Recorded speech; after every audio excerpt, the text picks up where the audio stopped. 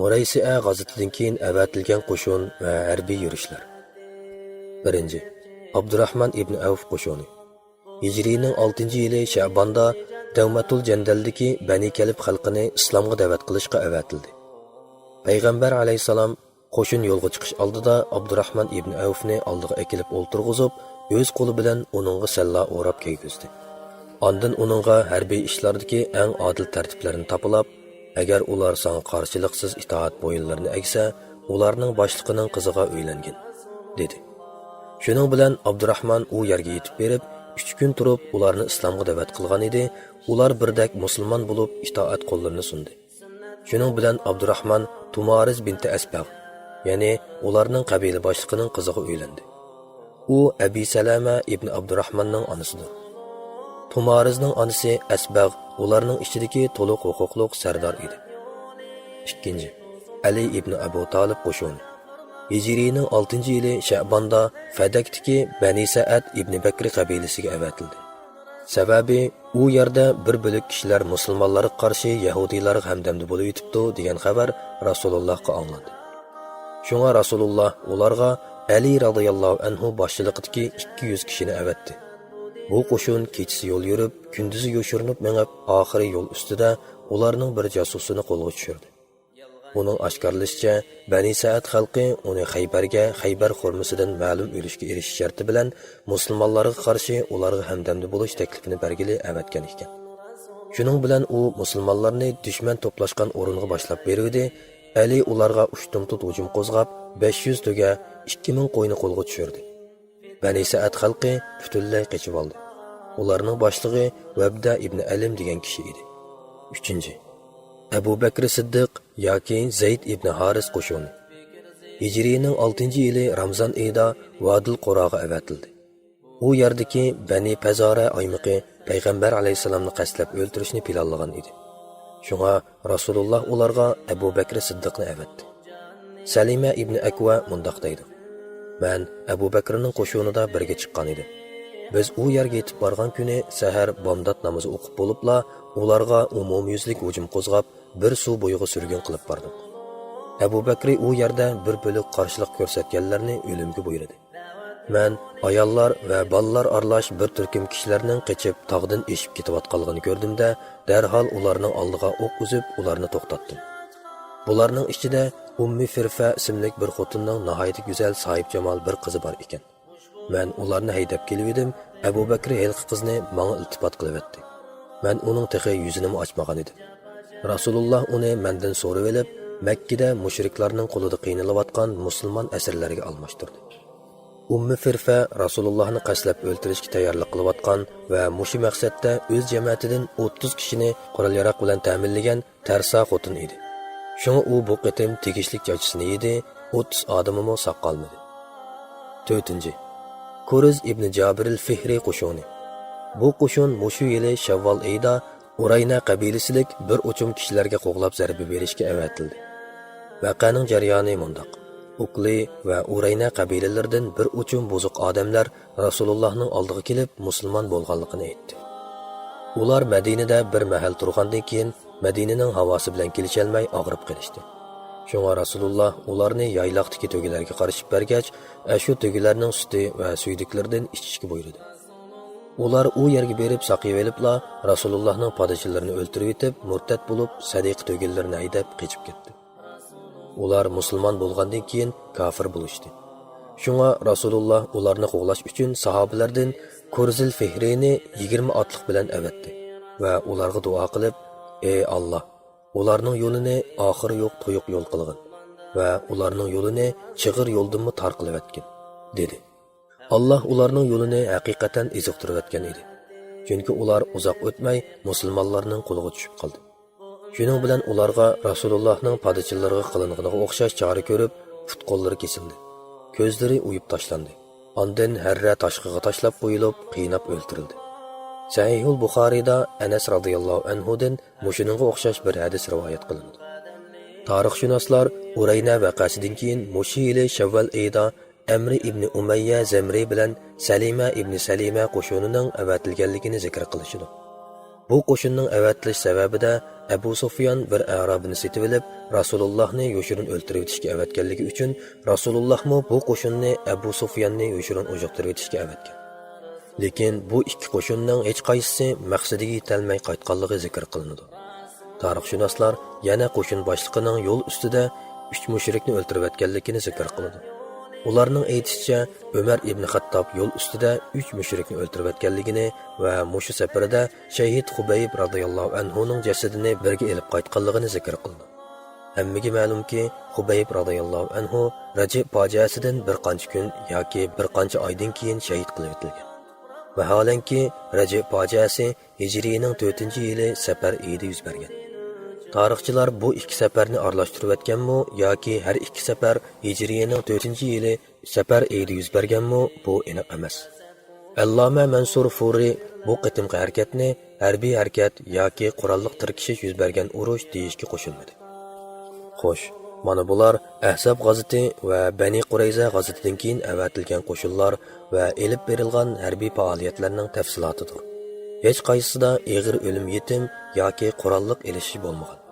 Yuz berganlarmi oddiy tirkishishlar edi. Xulos qilib aytganda, mazkur harbiy harakatlarning hammasi hozirga qadar o'z xudini topolmayotgan mug'ambar dushman kuchlarini va yoki qaroqchi badaviylarni qo'rqitib, xo'rikni jimiqtirib qo'yish uchun elib berilgan pasillik charlab ko'zitish harakati va yoki ularni mustabidlik uyqusidan uyg'otib, adablab qo'yish harakatidan iborat edi. Ayni chog'dagi konkret shart-sharoitlarga nazar soladigan bo'lsak, Ahzab g'azotidan keyinla davr yo'linishida zo'r o'zgarishlarning bo'lganligini, islom dushmanlarining ma'naviy kuchi bara-bara ojizlab, islom davlatini to'sish va uning sha'nu shavkatini yerga urish yomon niyatidan qadamma-qadam voz kechishga boshlaganligini ko'rib olamiz. Mana bu yakunimiz ikki taraf o'rtasida Hudaybiya sulhisining imzolanishi bilan isbotlandi. Chunki sulh tuzish va kelishim imzolash deganlik mushriklarning uzoqdan beri yo'qotish uchun qon kechib jang qilib kelayotgan islomning harbiy va siyosiy o'rnini e'tirof qilish deganlikdir. Shundaqla bu dinning Allohning zimnidan qonunliq o'rin olganligini tarix sahifasiga putganlikdir albatta. Hudaybiya vaqasi. Hijriyaning 6-yili Zulqa'da. Hudaybiya umrisining sababi. Arab yarim orolidagi g'oyat zo'r o'zgarishlar.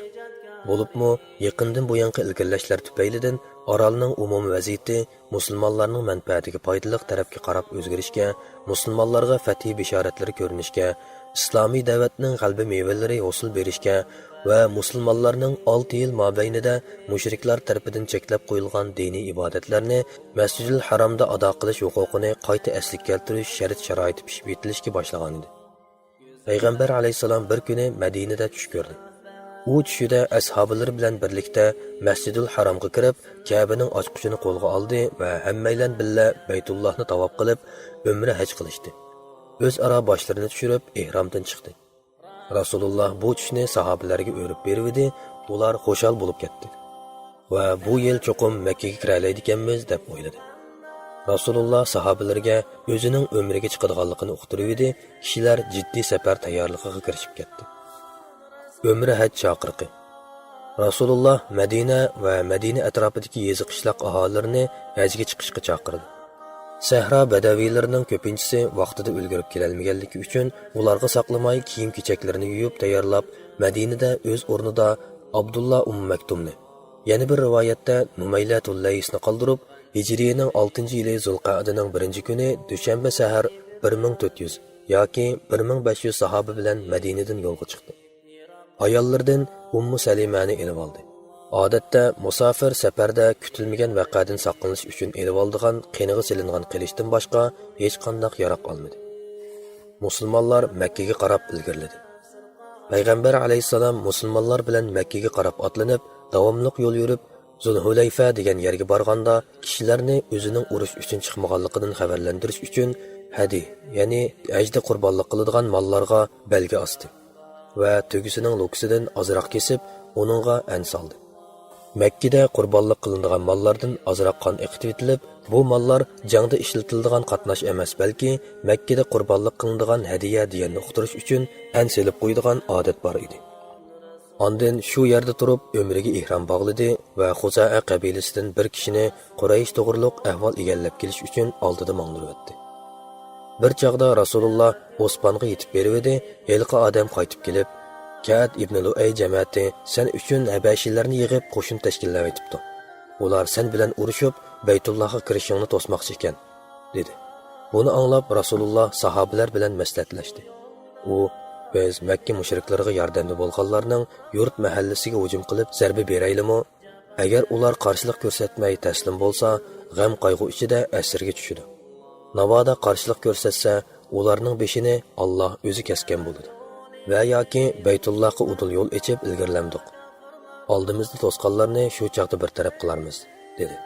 Bu chaqda Abu Bakr Alloh va Allohning payg'ambari obdan biladi.